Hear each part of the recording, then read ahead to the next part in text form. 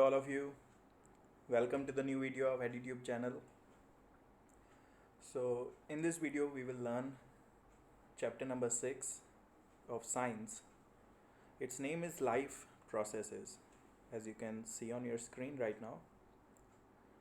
So let's start the chapter.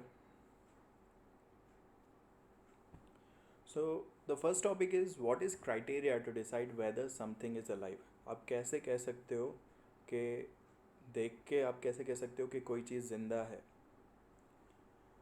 तो जैसे कि आपको बुक में इंट्रो में दिया हुआ है कि अगर हम किसी भी चीज़ को चलते हुए देखते हैं या किसी भी चीज़ में मूवमेंट देखते हैं तो हम अंदाज़ा लगा लेते हैं या ये कह सकते हैं कि यस डेफिनेटली ये चीज़ ज़िंदा है. फॉर एग्ज़ाम्पल, अगर आप एक काव देखते हो तो काव जब चर्न कर रही है अगर, तो आपको पता है कि वो ज़िंदा है. लेकिन अगर लेटी हुई है ऐसे ही 2-4 घंटे से और अगर उसमें कोई मूवमेंट ही नहीं है तो आपको थोड़ा बहुत ऐसे लगने लगता है कि ये काव कहीं मर तो नहीं गई, राइट. तो जब हम किसी चीज़ में मूवमेंट देखते हैं तो हमें ऐसा लगता है कि yes that thing is alive, ज़िंदा है. सो वही आपको यहाँ पे इस स्लाइड में आपको दिखाया हुआ है. The most important criteria to decide whether something is alive is movement. All living things move without the help of any external help. सारी living things जो है वो move करती ही हैं without any external help. Some movements are easily visible like the movements of body parts. जैसे मैं अभी body part move कर रहा हूँ तो वो आपको visible है. एंड कई सारी मूवमेंट्स ऐसी होती है जो हम नोट नहीं कर पाते. For example molecular movements. जैसे कि कोई भी जो चीज़ है, चाहे वो सॉलिड हो, लिक्विड हो या गैस हो, सब मॉलिक्यूल से बनी हुई है. और ये सभी मॉलिक्यूल्स जो है वो मूव करते हैं लेकिन हम नोट नहीं कर पाते. या प्लांट की ग्रोथ है, जैसे अगर आप प्लांट को देखोगे तो क्या आप उसकी मूवमेंट देख पाओगे, क्या उसकी ग्रोथ देख पाओगे, है ना. हमें तो ऐसा लगता है कि प्लांट इज़ स्टिल, एकदम एक ही जगह पे खड़ा है, लेकिन फिर भी वो लिविंग है क्योंकि उसके अंदर के जो सेल्स हैं वो मूव कर रहे हैं. So the molecular movements in cells and tissues is necessary for all the life processes. So अगर आपको क्वेश्चन आता है what is necessary, what is the most important criteria to decide whether anything is alive or not, so the most important thing is movement. और movement भी किस में, the movement in cells and tissues is the most important criteria for life processes. समझ में आया. Movement होना चाहिए. Movement भी किस में होना चाहिए, movement should be in cells and tissues. जो हमारी बॉडी है या किसी भी लिविंग थिंग की जो बॉडी है वो सेल्स से बनी हुई होती है, छोटे छोटे सेल्स से. सो इन सेल्स में और टिश्यूज़ में मूवमेंट होती रहेगी तब तक हम ज़िंदा रहेंगे. ओके, सो ये हमें पता चल गया कि ज़िंदा रहने के लिए क्या चीज़ ज़रूरी है. Movement in cells and tissues ज़रूरी है. चलिए तो नेक्स्ट स्लाइड पे मूव करते हैं. नेक्स्ट स्लाइड में हम देखेंगे व्हाट आर लाइफ प्रोसेसेस. कि क्वेश्चन जो हमारा नाम है इस चैप्टर का, लाइफ प्रोसेसेस, तो ये आखिर है क्या life processes. So, various functions carried out by living beings which are necessary to maintain and continue life are called life processes. Okay, जो भी चीज़ें आप ऐसे जो काम करते हो जो आपकी लाइफ को मेंटेन रखने के लिए, आपकी लाइफ को कंटिन्यू रखने के लिए ज़रूरी हैं, उन सारी चीज़ों को हम लाइफ प्रोसेसेस कहेंगे. अगर ये चीज़ें आप नहीं करोगे कुछ मिनट तक या कुछ घंटों तक या कुछ दिनों तक, अगर ये चीज़ अगर आप नहीं करते तो आपकी लाइफ जो है वो कंटिन्यू नहीं रह सकती. ठीक है, तो ऐसी चीज़ें जिनको परफॉर्म करना ज़रूरी है ताकि हमारी लाइफ मेंटेन रहे, हमारी लाइफ कंटिन्यू रहे, तो ऐसे प्रोसेसेस को हम लाइफ प्रोसेस कहते हैं. सो डेफिनेशन आप एक बार वापस से अच्छे से लर्न कर लो. Various functions carried out by living beings, functions यानी काम. So various functions carried out by living being which are necessary to maintain and continue life are called life processes. Okay, so ये definition important है, ये आपको learn करनी है. Okay, next slide पे 7 main life processes रखे हैं. यहाँ पे थोड़ी सी मिस्टेक है, 6 मेन लाइफ प्रोसेसेस आएगा.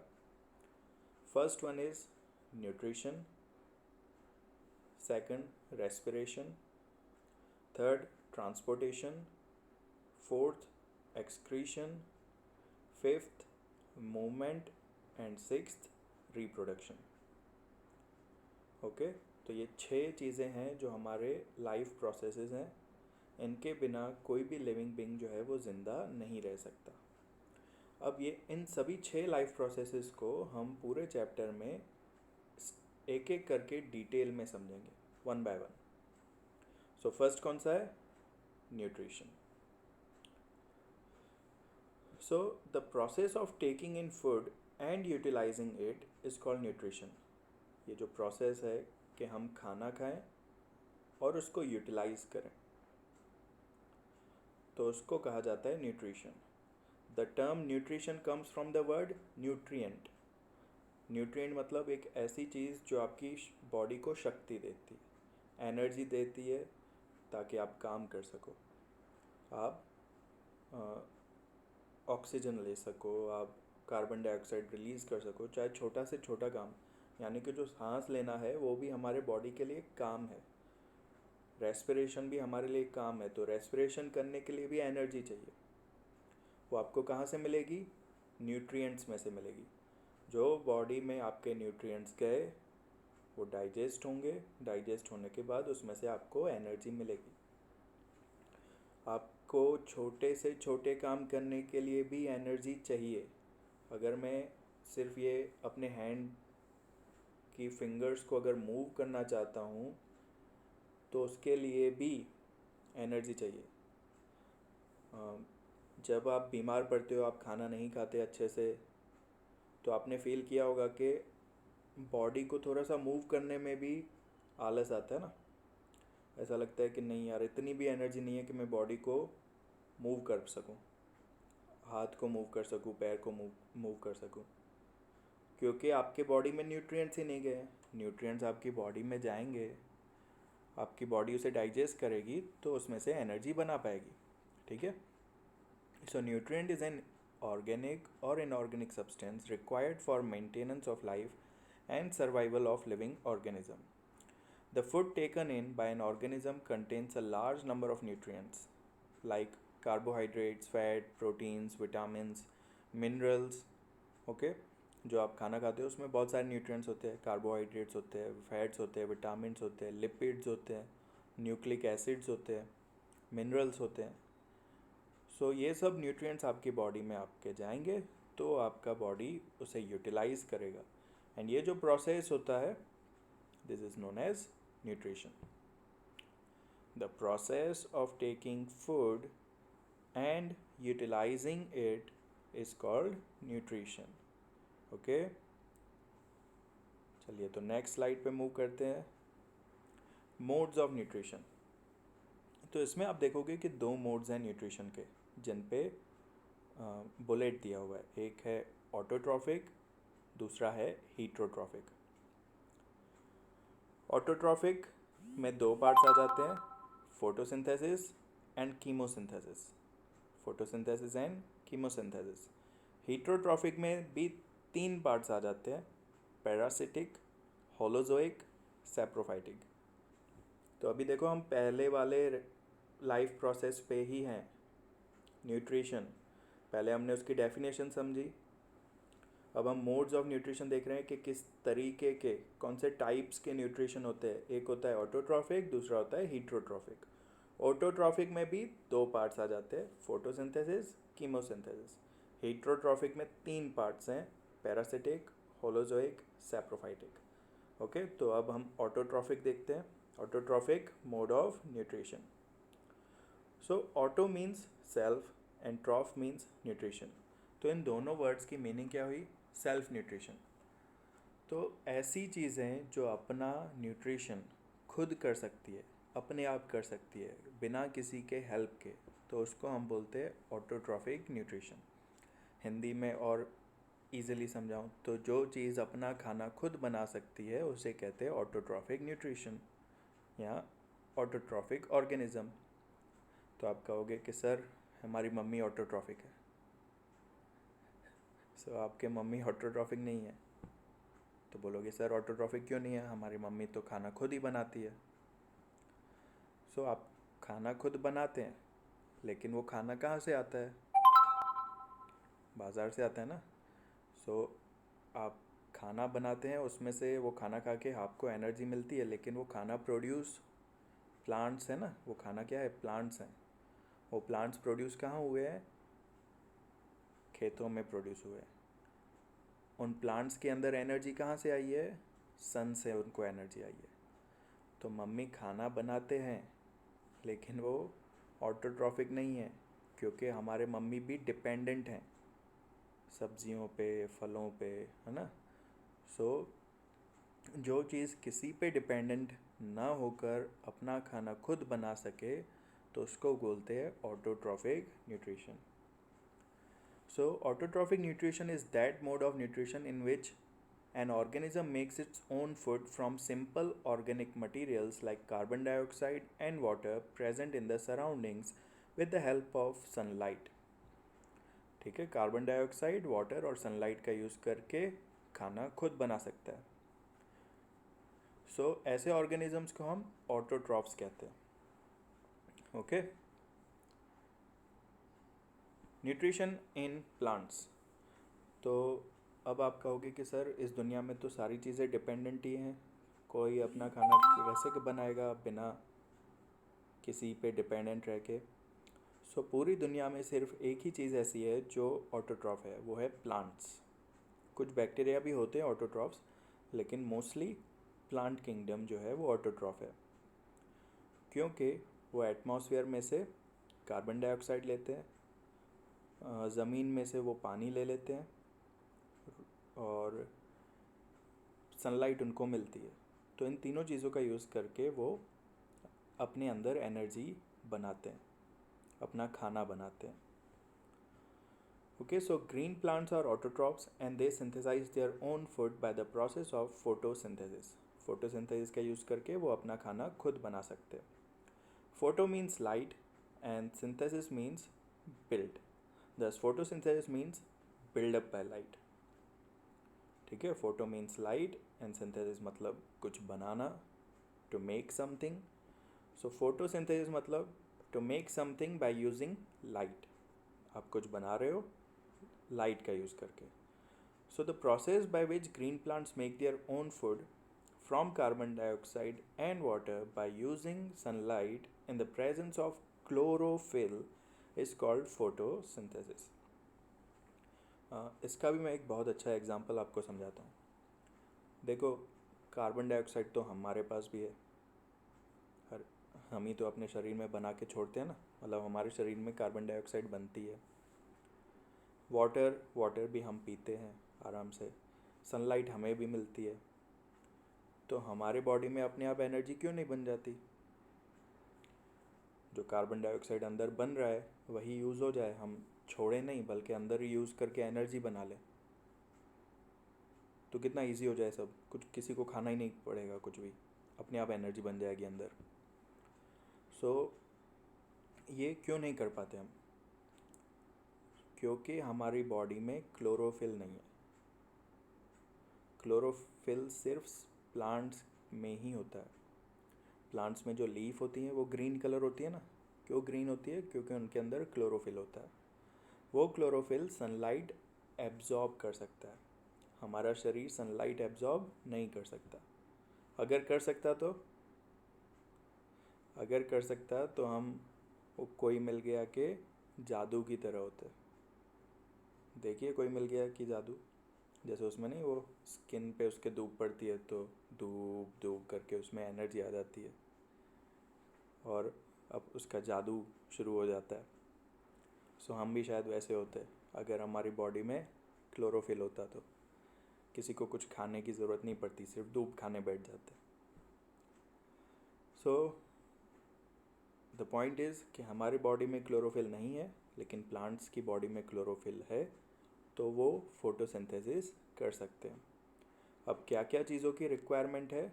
4 चीज़ें जो आपको मैंने बताई: carbon dioxide, water, sunlight and chlorophyll.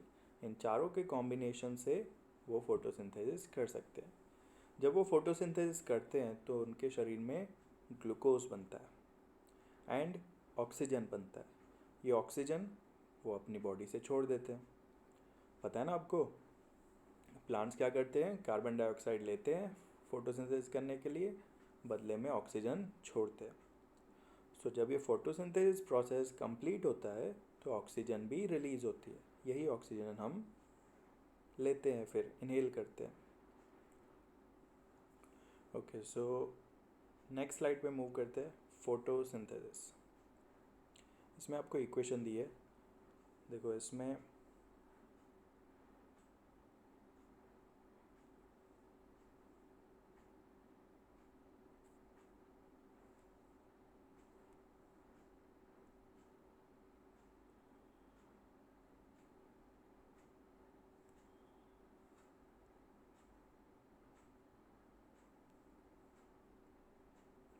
Okay, सो इसमें आपको इक्वेशन जो दी हुई है, इस यहाँ पे आप नोट करोगे 6CO2, CO2 यानी कार्बन डाइऑक्साइड, 6H2O, H2O यानी वाटर, प्लस लाइट एनर्जी यानी सनलाइट, एंड यहाँ पे आप क्लोरोफिल लिख सकते हो एरो के ऊपर। यहाँ पे आपको एरो करना है एंड इस एरो पे आप क्या लिख सकते हो? क्लोरोफिल। क्लोरोफिल,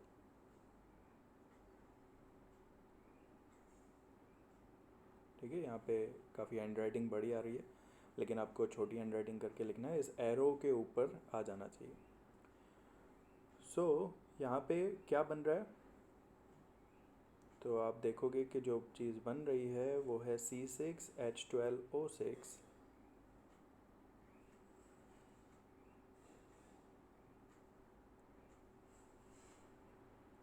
इसको तो इरेज करने में भी बहुत टाइम लग जाता है।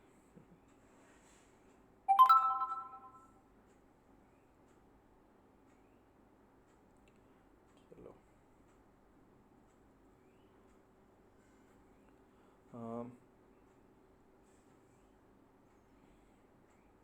C6H12O6 प्लस CO2, ये जो C6H12O6 ये आपको फॉर्मूला दिख रहा है, ये जो फॉर्मूला है वो है ग्लूकोज का, C6H12O6, ये ग्लूकोज है, प्लस 6CO2 दिया है, तो यहाँ पे मिस्टेक है, 6CO2 नहीं 6O2 आएगा, O2 ऑक्सीजन, ठीक है। क्योंकि कार्बन डाइऑक्साइड लेके कार्बन डाइऑक्साइड थोड़ी छोड़ेगा, कार्बन डाइऑक्साइड लेके वो ऑक्सीजन छोड़ता है, तो 6O2 आएगा।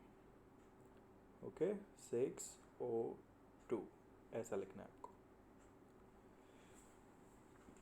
O2 यानी ऑक्सीजन, और C6H12 ये जो है C6H12O6 ये क्या है? Glucose. So the process of photosynthesis takes place in green leaves of a plant. The food prepared by the green leaves of plant is in the form of a simple sugar called glucose. ये जो food बनाते हैं वो क्या है? एक simple sugar है जिसको हम ग्लूकोज कहते हैं। The extra glucose is changed into another food called starch. जितना एक्स्ट्रा फूड बनाया इन लोगों ने, जितना ग्लूकोज यूज़ हो रहा है एनर्जी के लिए वो तो ठीक है, जो एक्स्ट्रा फूड बनाते हैं वो एज ए स्टार्च उनकी बॉडी में सेव हो जाता है, स्टोर हो जाता है। The green plants convert sunlight energy into chemical energy by making carbohydrates, ठीक है। ये सनलाइट को केमिकल एनर्जी में कन्वर्ट कर रहे हैं, फूड में कन्वर्ट कर रहे हैं। फूड, ग्लूकोज, स्टार्च, ये टाइप का क्या है? ये सब केमिकल्स है ना। सो लाइट एनर्जी को केमिकल एनर्जी में कन्वर्ट कर रहे हैं। Site of photosynthesis called chloroplast. ये फोटोसिंथेसिस जहाँ होती है, कहाँ होती है? लीव्स में होती है, लीव्स के छोटे छोटे सेल्स में होती है। इन सेल्स को हम कहते हैं क्लोरोप्लास्ट। क्या कहते हैं? क्लोरोप्लास्ट। ओके, चलिए तो अब चलते हैं नेक्स्ट स्लाइड पे।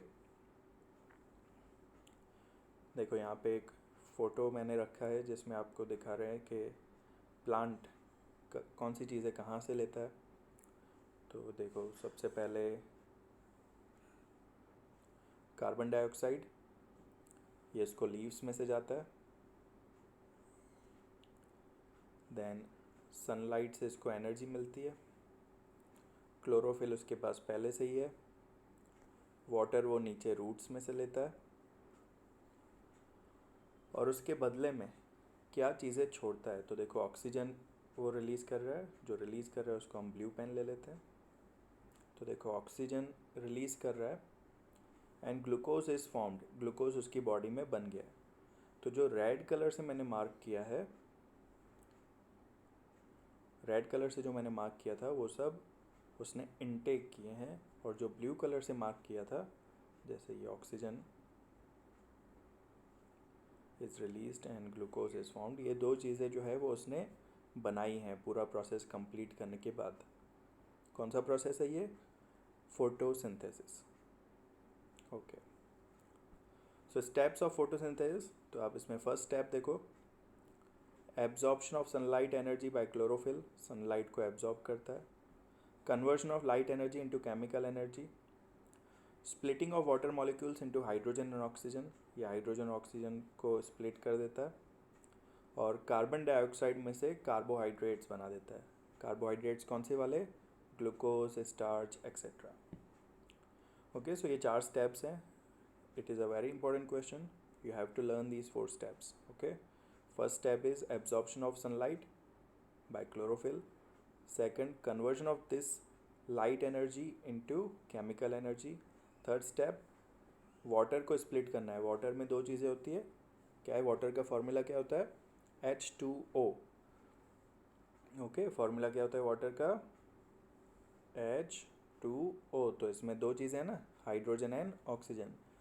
तो इस केमिकल एनर्जी, सेकंड स्टेप में केमिकल एनर्जी बनी है, तो उस केमिकल एनर्जी की हेल्प से हाइड्रोजन और ऑक्सीजन को अलग कर दिया जाता है। सो वो तो हो गया। एंड फोर्थ स्टेप में कार्बन डाइऑक्साइड में से कार्बोहाइड्रेट बना देते हैं। कौन सा carbohydrate? Glucose, again by using chemical energy. Okay, so क्या क्या कंडीशंस रिक्वायर्ड है? तो ये 4 चीज़ें मैंने आपको पहले ही बताई, sunlight, chlorophyll, carbon dioxide and water. Okay, so next है हीट्रोट्रॉफिक न्यूट्रिशन। हीट्रोट्रॉफिक न्यूट्रिशन, ऑटो में क्या था? जो चीज़ें अपना खाना खुद बना सकती। हीट्रो में क्या होगा? जो चीज़ें अपना खाना अपने खाने के लिए दूसरों पे डिपेंडेंट रहती है, तो वो होंगे हीट्रोट्रॉफिक न्यूट्रिशन वाले। See the word hetero means other and ट्रॉफ means nutrition, मतलब जो दूसरों से न्यूट्रिशन लेते हैं वो होंगे हीट्रोट्रॉफिक न्यूट्रिशन।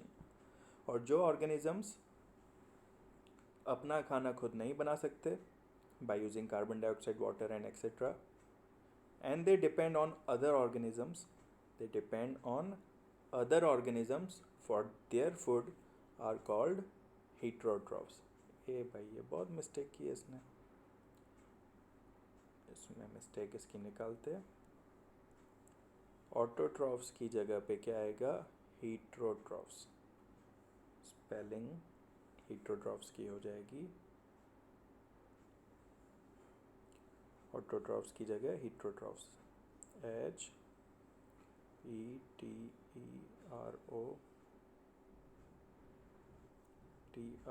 HETROTROPHS, हीट्रोट्रॉफ्स। ओके, सो ये आप नोट कर लेना। चलिए नेक्स्ट स्लाइड पे चलते हैं। टाइप्स ऑफ हीट्रोट्रॉफिक न्यूट्रिशन, ये अभी हमने पहले पढ़ लिया। Saprophytic, then parasitic, then holozoic. चलो, saprotrophic nutrition. Saprophytic nutrition is that nutrition in which an organism obtains its food by decaying the matter of dead plants, dead animals and rotten bread etc. जो चीज़ें dead हो चुकी है, उन चीज़ों को सड़ा सड़ा के अपना खाना बनाते हैं, उनको बोलते हैं सैप्रोफिटिक न्यूट्रिशन। सो जो ऐसे ऑर्गेनिजम्स हैं जो डेड बॉडीज़ और डेड एनिमल्स की बॉडीज से अपना खाना बनाते हैं, उनको बोलेंगे saprophytes. Okay, example mushroom, yeast, ये सब सैप्रोफाइट्स हैं। दे डीके द मैटर, जो चीज़ें सड़ी हुई है उनको डीके करके अपना खाना उसमें से लेते हैं। फिर है पैरासिटिक। पैरासिटिक क्या करता है? पैरासाइट एनिमल जो होता है, पैरासाइट, वो किसी एक दूसरे एनिमल पे जाके रहता है, उसकी बॉडी पे रहता है, उसी का खाना वो रेडीमेड बना के खा लेता है, रेडीमेड ले लेता है डायरेक्ट बिना किसी मेहनत किए, और होस्ट को नुकसान पहुंचाता है। इसका मैं बेस्ट एग्जांपल दूं तो जूं जूं होती है ना बालों में, वो क्या करती है? हमारे शरीर पे ही रहती है ना, बालों में रहती है हमारे शरीर में। हम इतनी मेहनत करते हैं, काम करते हैं, पैसे कमाते हैं, देन मार्केट में जाते हैं, मार्केट में जाके सब्जियां ले आते हैं, वो लेके मम्मियों को देते हैं, मम्मी लोग हमारे लिए इतनी मेहनत करके खाना बनाती हैं, फिर वो खाना हम खाते हैं, डाइजेस्ट होता है, डाइजेस्ट होने के बाद हमारे शरीर में ब्लड बनता है। देखो कितना लंबा प्रोसेस था। काम किया, पैसे कमाए, सब्ज़ी लाए, सब्ज़ी को पकाया, खाया, डाइजेस्ट किया, तब जाके ब्लड बना हमारे शरीर में। और जूं क्या करती है? डायरेक्ट ऐसा एक अपना शरीर का कोई पार्ट ऐसे घुसाती है अंदर हमारे शरीर में और ब्लड ले लेती है। तो हमने इतनी मेहनत की ब्लड बनाने के लिए, और उसने क्या किया? डायरेक्ट ही ब्लड ले लिया। सो वो एक पैरासाइट हुआ और उससे हमारे नुकसान होता है। जूं पैरासाइट हुई और हम उसके होस्ट हुए। होस्ट यानी क्या? जिस पे वो रहती है। तो ऐसे ही बहुत सारे प्लांट्स भी होते हैं, उसका मैं आपको ड्रॉ करके दिखाता हूँ।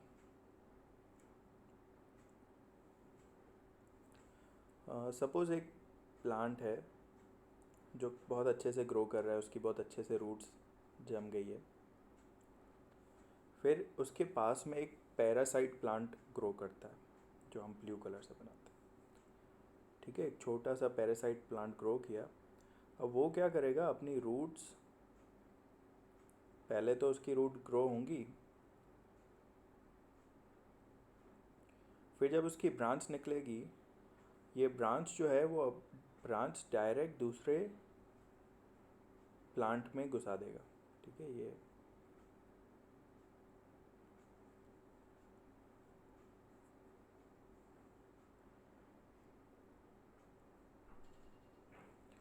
ठीक है, ये दो प्लांट्स हैं।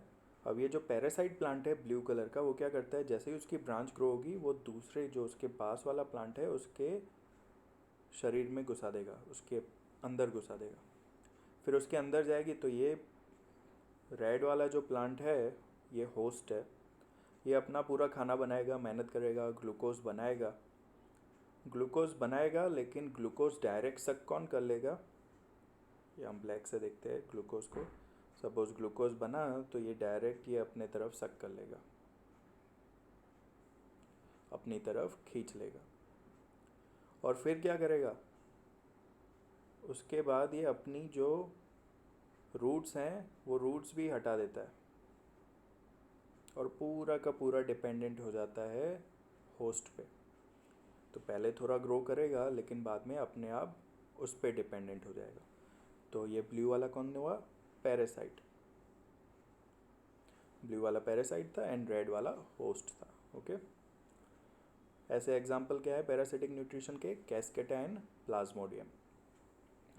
फिर आता है होलोजोइक न्यूट्रिशन।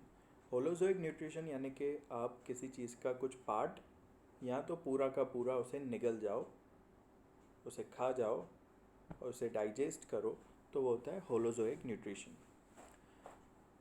सैप्रोफाइटिक क्या था? जो डेड प्लांट्स को सड़ा के खाते हैं। पैरासाइट क्या था? जो दूसरों की बॉडी से डायरेक्ट खाना लेते हैं। और होलोजोइक मतलब हम किसी चीज़ को खाते हैं, इनटेक करते हैं, उसे डाइजेस्ट करते हैं और खाना बनाते हैं। तो ह्यूमन बींग्स भी होलोजोइक मोड ऑफ न्यूट्रिशन देते हैं। हम किसी प्लांट को लाते हैं यानी सब्ज़ी को लाते हैं पका के, उसे खाते हैं, डाइजेस्ट करते हैं और एनर्जी बनाते हैं अपने लिए। सो वो होता है holozoic mode of nutrition. So amoeba, frog, human beings, animals, ये सब होलोजोइक मोड ऑफ न्यूट्रिशन करते हैं।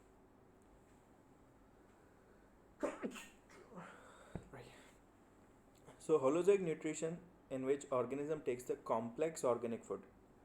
कॉम्प्लेक्स मतलब जिसमें बहुत सारी चीज़ें।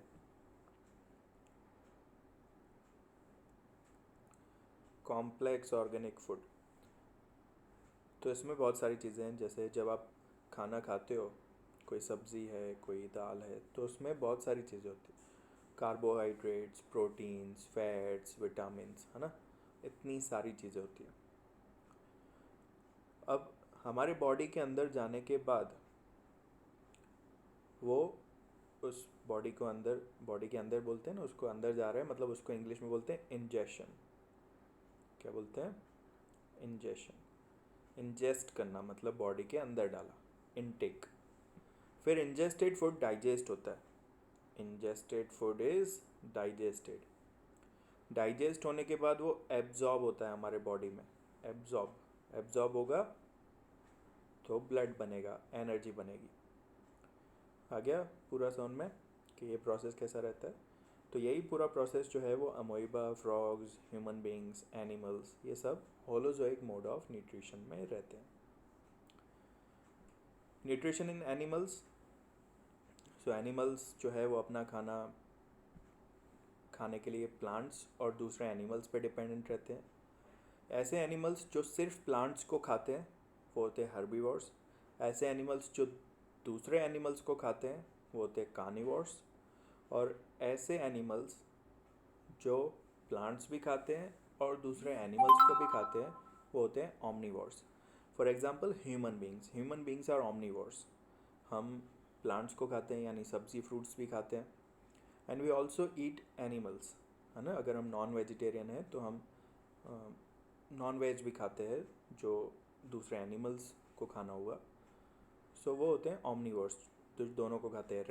Rat is also omnivore. Rat is also है ऑमनीवर क्योंकि वो वेजिटेरियन चीज़ें भी खाता है यानी प्लांट्स भी खाता है एंड दूसरे एनिमल्स को भी खाता है। So it is omnivore. So nutrition in humans, लेकिन ये न्यूट्रिशन इन ह्यूमंस से जो टॉपिक है वो हम नेक्स्ट टाइम करेंगे। न्यूट्रिशन इन एनिमल्स तक अगर आपको कोई भी डाउट हो तो please you can ask me, you can message me. And अगर ये वीडियो आपको अच्छी लगी है तो प्लीज़ लाइक कीजिए, सब्सक्राइब कीजिए एंड प्लीज़ बेल आइकन भी प्रेस कर दीजिए ताकि आपको जो भी नोटिफिकेशंस है वो आती रहे हमारे चैनल की। ओके, सो नेक्स्ट वीडियो तक के लिए bye bye, have a nice day.